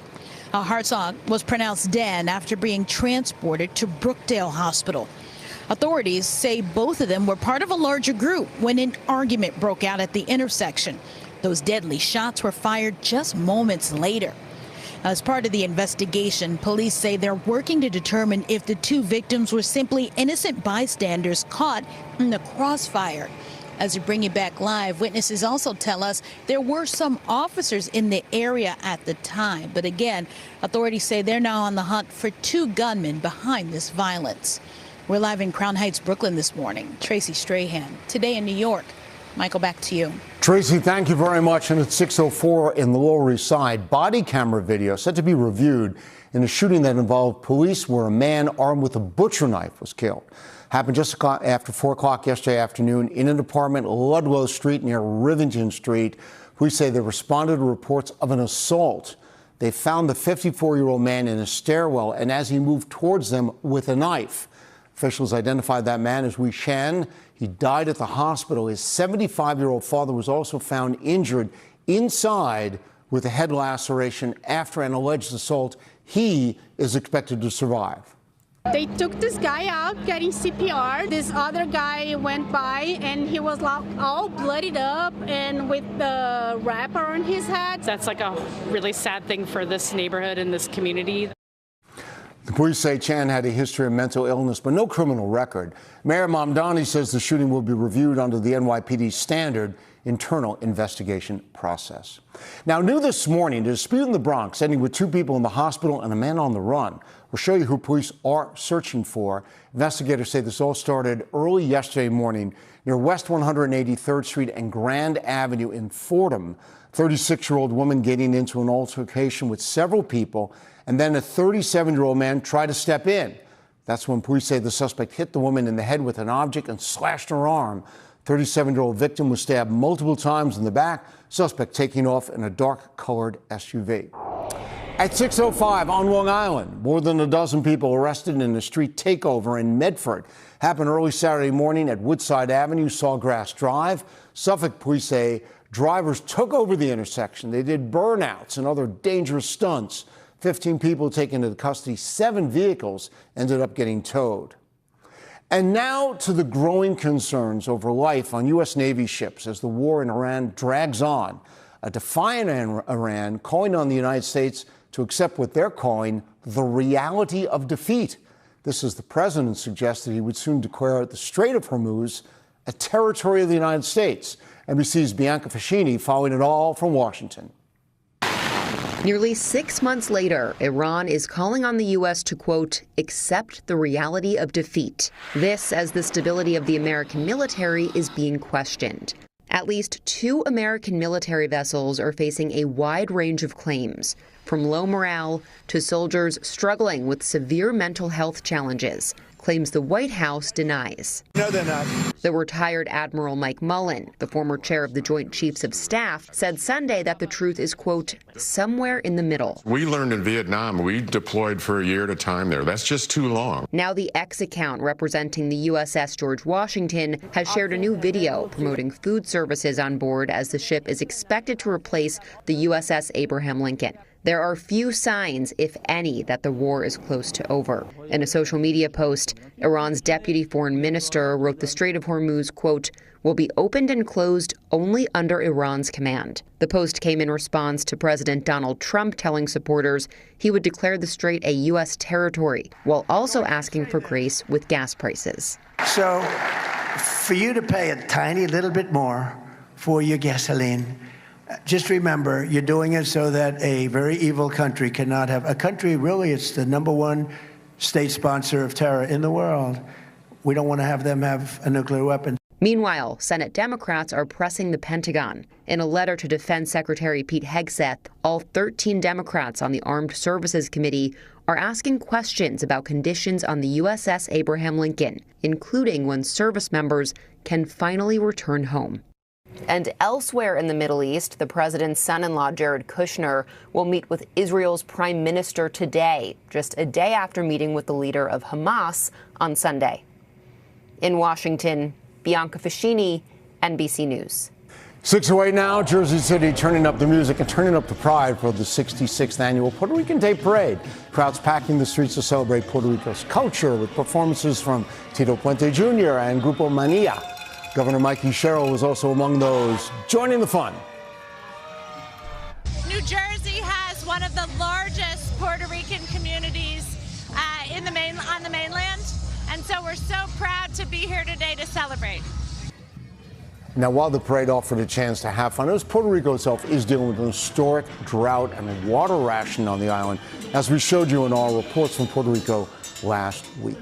All right, it's 6:09 right now. We're checking with Maria. Got a kind of a wet Rockefeller Center plaza there, Maria. Yeah, I think we'll still see a few umbrellas up once we get the sun up and it's a little bit brighter, but we do have some showers that we're tracking right now. And yes, even a little bit of that sun trying to break through later. We'll end up right about 83 degrees. Too early to talk about next weekend? I don't think so. We have it in the 10-day. I do have more storms. Work that down too coming up. Still ahead, historic flooding leaving widespread damage all across Indiana. Of course, a look at the disaster zone as the community there tries to recover. Plus, remembering the legendary Yankees pitcher Tommy John and why his legacy extends far beyond the mound. We've got a full closure in New Jersey. Route 9 southbound is shut down heading into Route 35 because of an overturned car. That's not the only crash or issue we're dealing with, though. We'll have more on that coming up in a few minutes. But let's take a live look outside right now onto the inbound approach to the Lincoln Tunnel. Expect to see about 15-minute delays. You're watching Today in New York. Well, but there in the New Jersey Turnpike by Newark Liberty Airport at 6:13 and happening today in Las Vegas. Opening statements expected in the murder trial of the man accused of orchestrating the killing of rap star Tupac Shakur. A jury of 6 men and 10 women has been selected to hear the case against Dwayne Kefty Davis, a former gang leader charged in Shakur's 1996 shooting death. Prosecutors say Davis ordered the hit and provided the gun that was used in the shooting. Though they do not allege that he was the gunman, Davis has pleaded not guilty. In Indiana, historic flooding washing out a section of the roadway over the weekend. The collapse happened in Carmel, about 15 miles north of Indianapolis. 7 people have died statewide, including a 4-year-old boy who was killed last week when a tree crashed into his bedroom. The rain has been falling there for days, with some areas seeing rates of up to 2 inches an hour. On Sunday, evacuees boated and waded through flood waters to reach their homes and try to survey the damage. How did that hit you? It was what I had expected. Spent a lot of time renovating and doing a lot of work to it. It was difficult. I've been off work now 6 weeks and I haven't had a paycheck, and short-term disability hasn't kicked in. But it seems like everyone needs help. Everybody needs help, not just me.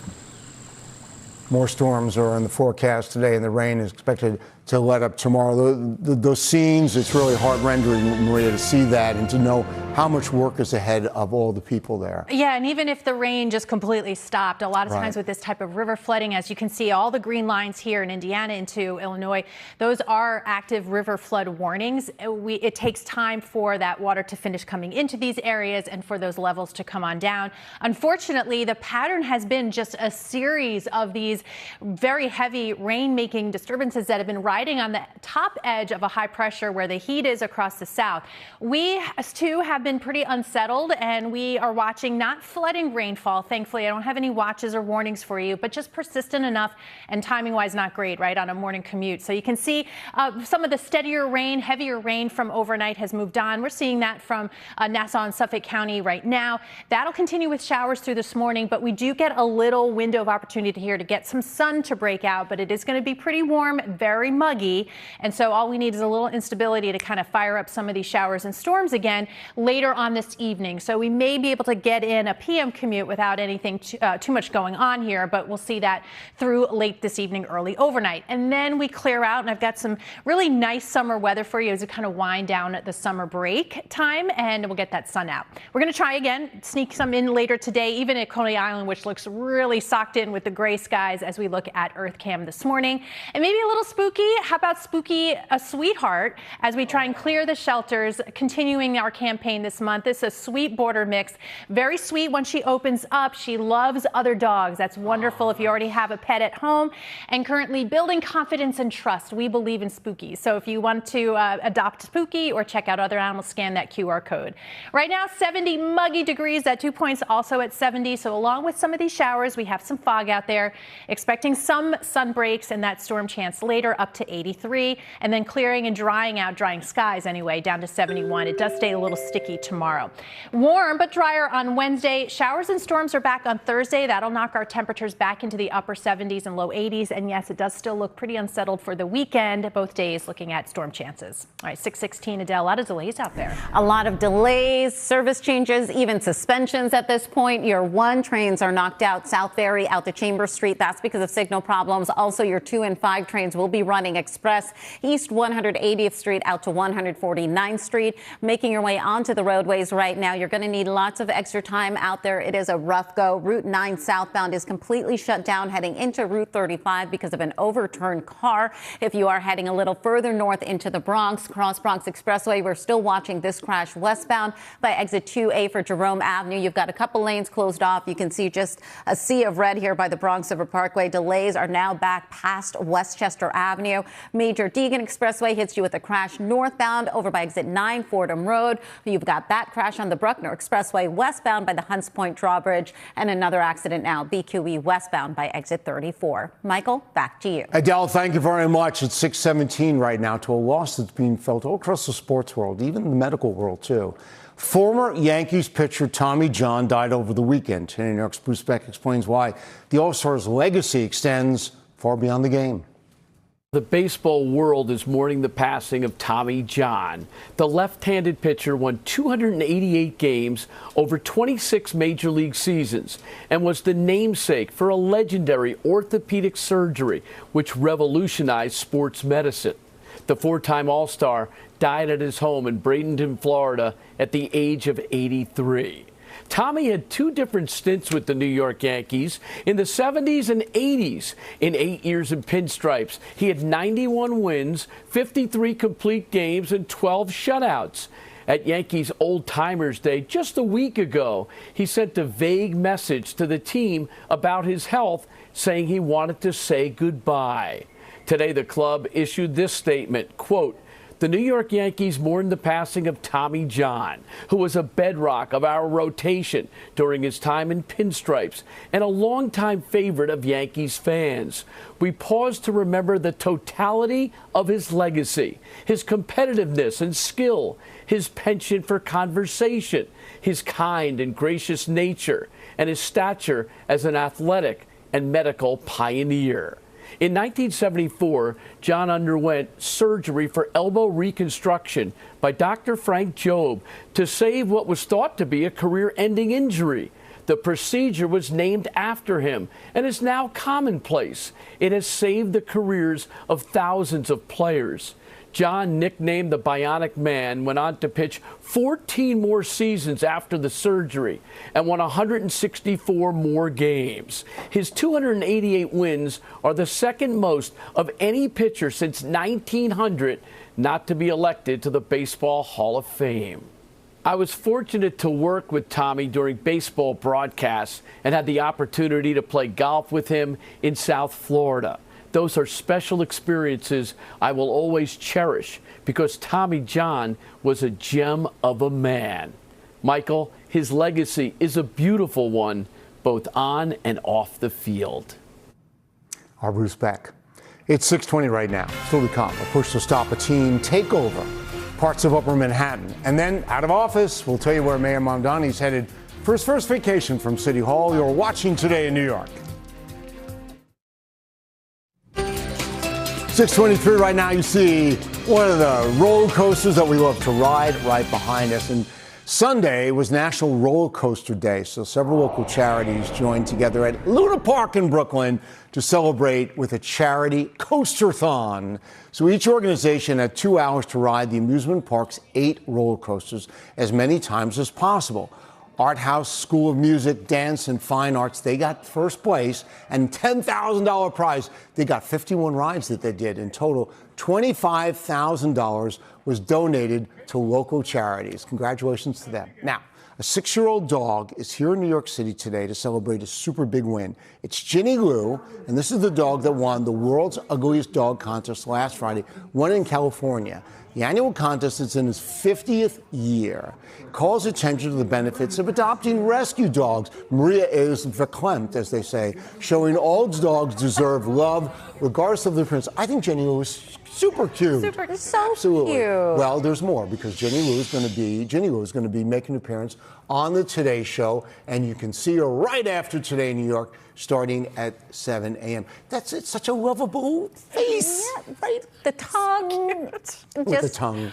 They always seem to have They issues do. with We keeping talked about it. that, Yeah. about keeping the tongue in. Aww. That would be something to work on. Well, I love the But- necklace. Oh, She it's is- so I cute. know. So She cute. is a lady. Well, we're looking forward to meeting her, and Yes. you can see on the plaza it will be a little bit damp for folks. I see some umbrellas up. It's definitely misty out there if you're not seeing the straight-on showers. Even a few thunderstorms or a spotty shower too, possible late again today. We're going to try and sneak some sun, so hopefully an easier go for that I-95 corridor. Come this time tomorrow, we have Washington near 90 degrees, but only in the 70s in Boston, and a nice little break on Wednesday too. Travel weather not too bad. We do start to see a front come on by, so by Wednesday to Thursday, that'll bring us our next chance for showers and storms. Okay. Yeah, definitely not an easy go for us this morning. You are going to need some extra time out there, especially with your 1 trains. They are suspended. South Ferry to Chambers Street, 2 and 5 trains are running express downtown east 180th Street to 149th Street. Then your commuter rails Hudson Line, you've got some service changes and also delays with your Northeast Corridor and Raritan Valley lines. Watch for a crash here on the Cross Bronx Expressway westbound by 2A Jerome Avenue. A couple lanes closed off. Delays are back to White Plains Road. And you've also got an accident on the BQE westbound by exit 34 and 20-minute delays at the Holland. Okay, Adele, thank you so much. In Queens, the Bolivian Day Parade brought crowds to 37th Avenue in Jackson Heights. Citizen app video showing yesterday's festivities. The parade celebrates Bolivia's folk dance tradition from the country's indigenous, Spanish colonial, and African influences. Party went on from 69th Street all the way up to 89th Street. Hope they had a great time. Still to come as we get to 6:30, a violent incident on the Lower East Side that prompted police officers to open fire. And then we got a warning if you have any vacation plans down south. A deadly flesh-eating bacteria. Some states, they're keeping a close eye on this. We'll tell you why. You're watching Today in New York.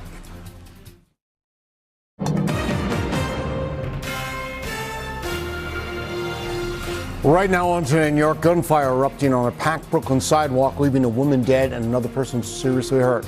Plus the shocking death of actress Hayden Panettiere, how the star is being remembered this morning. And outside, it's a damp and dreary start to our Monday. Storm Before will tell us how much longer this wet weather is going to stick around. Good morning, everybody. It's 6:30 a.m. on this Monday. It's August 17th. I'm Michael Gargiulo. Darlene Rodriguez has the morning off, but Adele Caballero's here watching a subway suspension. We'll get to that. And Storm Team 4's Maria LaRosa here with a look at today's forecast. So getting a little bit better? You know, I saw a little brightening in that Point Pleasant Beach camera. Okay. Let's head there. Eventually, yes, we'll start there. And then there's this. And then there's this. Happy Monday, everybody. But yes, we have a lot of the sort of drizzle and mist and some showers. Nothing heavy. I don't have any flash flood warnings to get you ahead of, so that's some good news. It's just kind of messy. 70 at Central Park, 72 at Newark, 71 in Merrick, 67 in Sussex. We have a lot of humidity. The winds are light, so there's some pretty dense fog, especially the Delaware River Valley. We had all the way from Hunterdon and Warren counties, but just checking in on some of those in Sullivan County, those visibilities less than a quarter mile, so definitely heads up. Otherwise, more of the showers, steadier showers, winding down a bit. Clouds linger through late morning. Some sun tries to break out through midday. We're going to pop up to about 83 today, keeping all that humidity. There will be a few afternoon, evening thunderstorms, so we'll take a look at that risk later on. Coming up at 6:31 now, though, Adele, you have your hands full. Oh, yeah, we've got a lot going on right now. Your 1 trains, one of them being an issue here, is suspended from South Ferry out to Chambers Street both ways because of signal problems. Downtown 2 and 5 trains are running express east 180th Street to 149th Street. And the roads, this is a whole other beast right now. Route 9 southbound completely shut down because of an overturned car by Route 35. You've also got an ongoing crash Cross Bronx westbound by 2A Jerome Avenue. Just a solid ride all the way back to the Bruckner interchange. And then you've got another accident on the BQE westbound by exit 34. Delays are well past Northern Boulevard at this point. Michael, back to you. Adele, thank you very much. Developing now, the search for suspects after a woman is hit and killed by a bullet while standing on a busy sidewalk in Brooklyn. New York's Tracy Strahan's in Crown Heights. And there's video out there, Tracy, that police are hoping could track down the people responsible. And on that video, Michael, you can see this block was filled with more than 100 people early Sunday morning when shots rang out.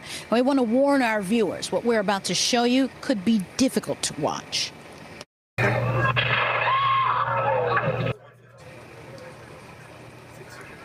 You can hear those loud gunshots and screams before people took off running here on the corner of Bergen Street and Howard Avenue around 2:30 Sunday morning. Now, in the chaos, 2 people were hit. A 34-year-old man shot in his stomach and a 33-year-old woman shot in the back. She's been identified as Sofrani Hartzog. A resident who chose to remain anonymous told News 4 that the area was packed with people even at that early hour when the shooting took place. Block party to over here. This block was packed, with people. The cops were sitting out here, but they, I guess they just sat there with their sirens on, With so many people, I guess, they couldn't control that crowd. There's so many people out here. Authorities tell us the 2 victims were part of a larger group when an argument broke out in this area, with the gunshots erupting right after. As part of the investigation, detectives told me they're working to confirm if Sofrani Hartzog and the 34-year-old man who was shot and remains hospitalized were unintended targets in all of this.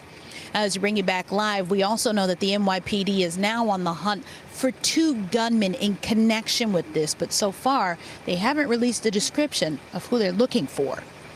We're live in Crown Heights, Brooklyn this morning. Tracy Strahan. Today in New York. Michael, back to you. Tracy, thanks very much. At 6:34, new this morning, a 19-year-old man in the hospital after being stabbed multiple times inside a Manhattan McDonald's. Police say this victim was attacked just after 2 a.m. This is at the fast food restaurant, 8th Avenue, right near Penn Station. He was rushed to Bellevue Hospital. Now, police say a person of interest was taken into custody at the scene. It's not clear at this point what led up to that stabbing. Hollywood mourning the loss of a star who many watched shine since she was a young girl. That's insane. Nothing is inevitable. The future is not written in stone. Actress Hayden Panettiere was born and raised in Rockland County. She started acting when she was a child. She rose to fame, starring in films like Remember the Titans. She had a breakout role in the hit NBC series Heroes and portrayed a tortured country music star in Nashville. Panettiere also appeared in the Scream movie franchise. Police in Greenville, South Carolina, say their preliminary investigations found no signs of foul play or suspicious circumstances. Cause of death has not been announced. Her father described her as, quote, an incredible light and force of nature, and she was 36 years old.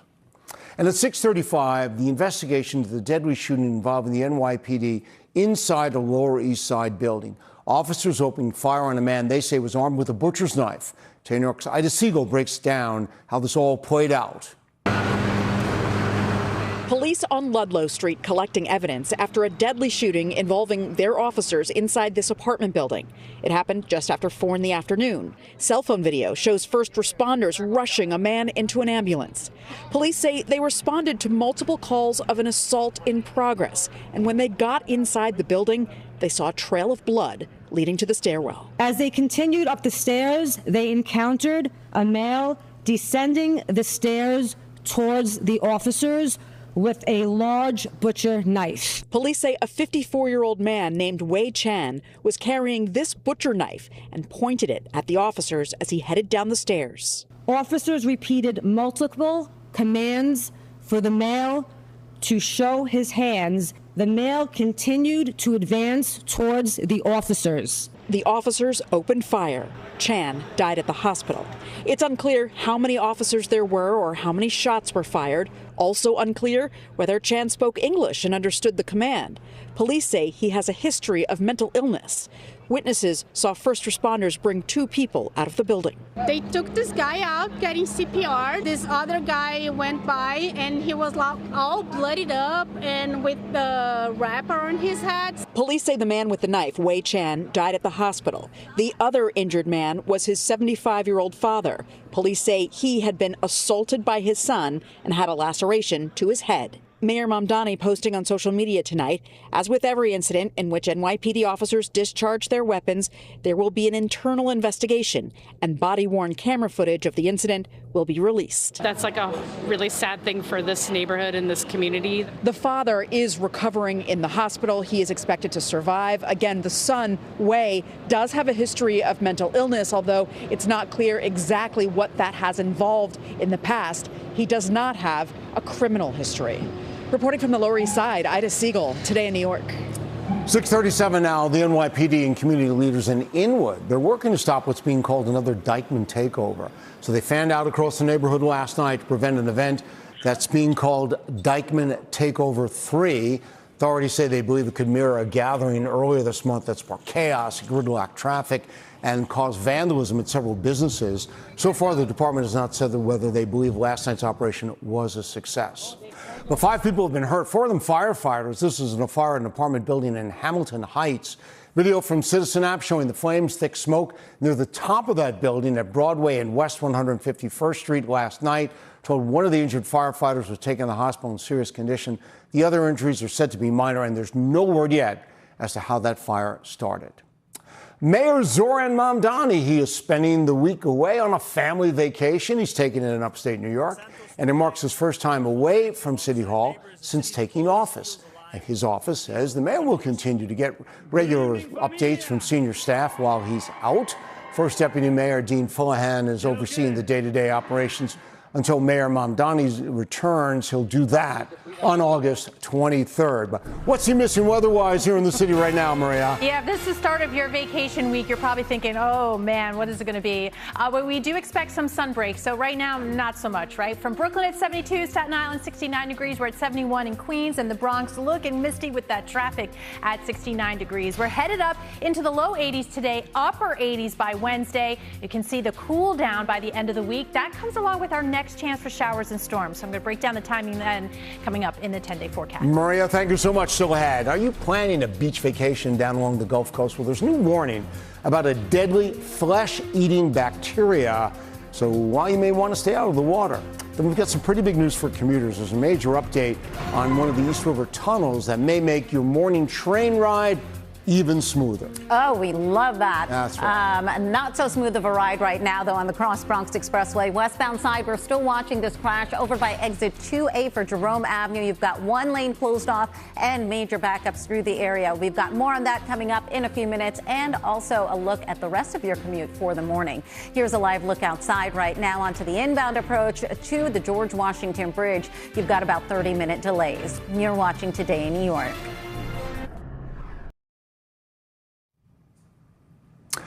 .43 now. Health officials in some states are keeping an eye on a number of cases of potentially deadly flesh-eating bacteria. It's called Vibrio viniphius. It's the deadliest species of a naturally occurring bacteria. It's found in warm coastal waters. Now, according to the CDC, about 1 in 5 people who get infected by it die. 2 deaths have been reported in Florida this year and 5 in Louisiana. We have to move quickly. Sometimes it can, within hours or even one day, a person can lose a limb. It's a pretty serious infection. Now, you can get Vibrio by swimming in salt or brackish water with an open cut or eating raw or undercooked shellfish. The symptoms include fever, chills, and a painful rash. Tropical storm Lala pulling away from Hawaii after leaving behind widespread damage. The storm never made landfall, but it came close enough to Hawaii's islands yesterday as a Category 1 hurricane to bring strong winds and enough rain to cause major flooding. Storm left bridges, roads damaged, swept up about 100 homes off their foundations. There's rushing water, there's debris, and there's boulders on the road, and it's dark. Last check, Hawaiian Electric reports more than 100,000 customers still have no electricity. They're being told to prepare, too, for extended outages. Maria, we were talking about the rainfall rate there, and they said, what, it was like 3 feet? It's unreal. In a very short amount of time just makes it extra wild, these numbers. But as we mentioned, improving weather conditions as Lala continues to pull away from Hawaii. Right now, a tropical storm with 60-mile-per-hour winds.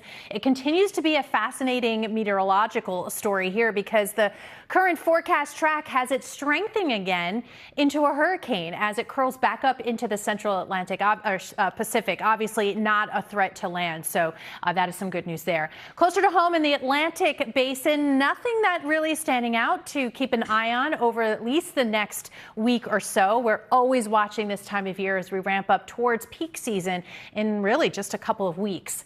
So we watch the coast always. Here we're keeping an eye on Coney Island from EarthCam. Definitely doesn't look like a beach day.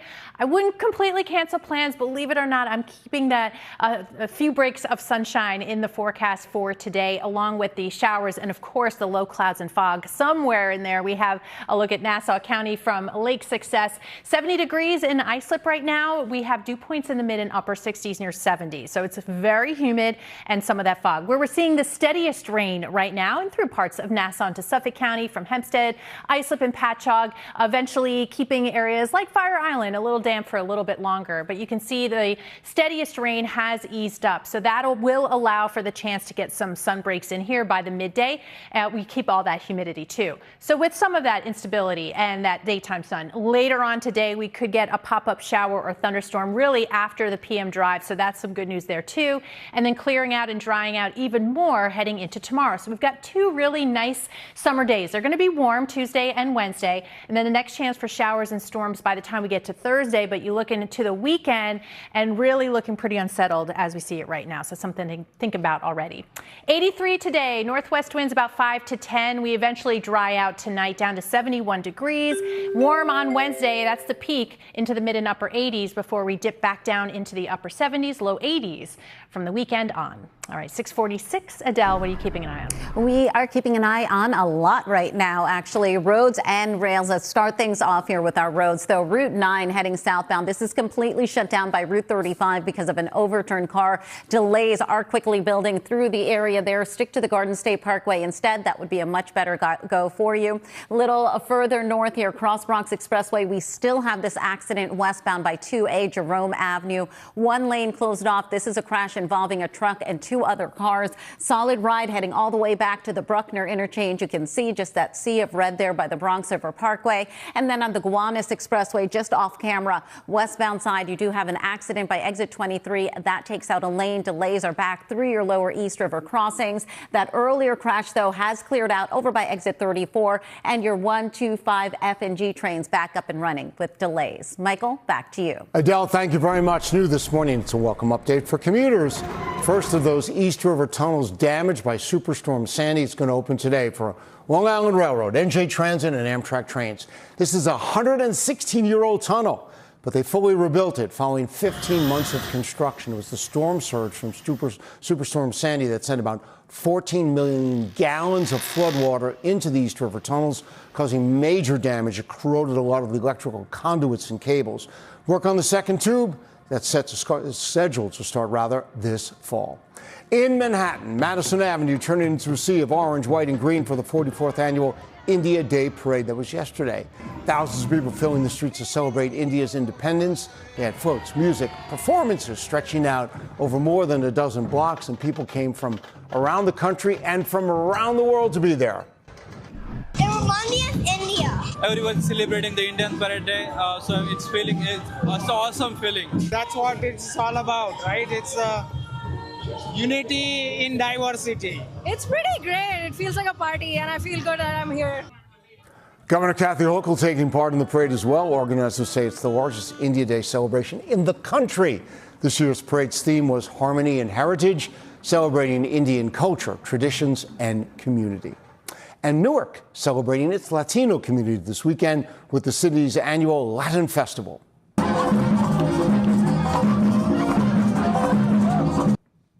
Crowds packing Broomfield Avenue in the city's North Ward for a day of food, music, dancing, and cultural pride. Festival featured performances by Latin music stars Manny Manuel, Silvio Mora, among others, with DJ Alex Sensation helping keeping the party going throughout the day. Some of the people there say the festival was more about just entertainment It's describing it as a chance to stand together and celebrate the strength of the Latino community. Because of what's going on with ICE, today I'm Puerto Rican, but I'm really Peruvian, I'm Colombian, I'm every nationality that has been struck by the police, and you have blood shed on our streets. Everything that we have going on, it's good to be united as one. City officials said, and community groups were also on hand. They were sharing information about local services, including resources available for violence prevention and family support. K650 up next, Mayor Mamdani's Mandarin skills. There's a video that had linguists buzzing this weekend, plus how you can join the final chapter in the city's big summer book club. You're watching Today in New York. There's a wait getting on to the GLBB right now at 6:53. Well, move over El Blumbito, as former Mayor Mike Bloomberg was known, another city leader showing off his language skills. It's Mayor Mamdani, surprising some people online with his Mandarin. 你好，我的名字是 Mayor Zoran Mamdani。我不知道中文，可是我想试一下。 The mayor released this video over the weekend. He was promoting the lottery that offers free theater tickets to high school students. Now, social media users praising the mayor's pronunciation and tone. The spokesperson telling the New York Times that Mayor Mamdani actually studied Mandarin at Bronx High School of Science. He hasn't spoken it seriously since then. Now, by the way, as for the ticket lottery itself, it closes at 10 a.m., Broadway Ticket Lottery. Teenagers can sign up at tdf.org. All right, Mayor Mamdani there. The Today Show is coming up in just a few minutes. Let's check in with Craig and Chanel, see what's ahead on a Monday morning. Good morning. Shay, Michael. Shay. Well done. Well said. Thank you. Good morning, Michael. Coming up just a few minutes here on Today.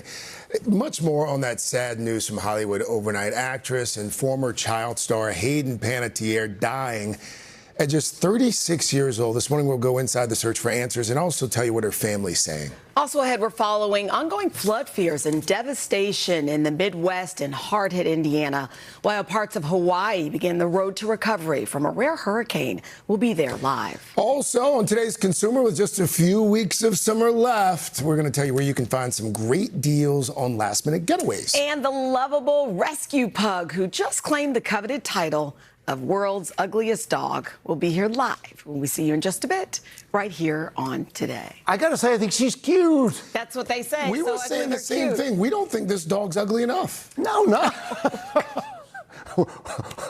What a critique, right? All right. Well, thanks so much, and we'll see you soon. Thanks again. See you soon, Michael.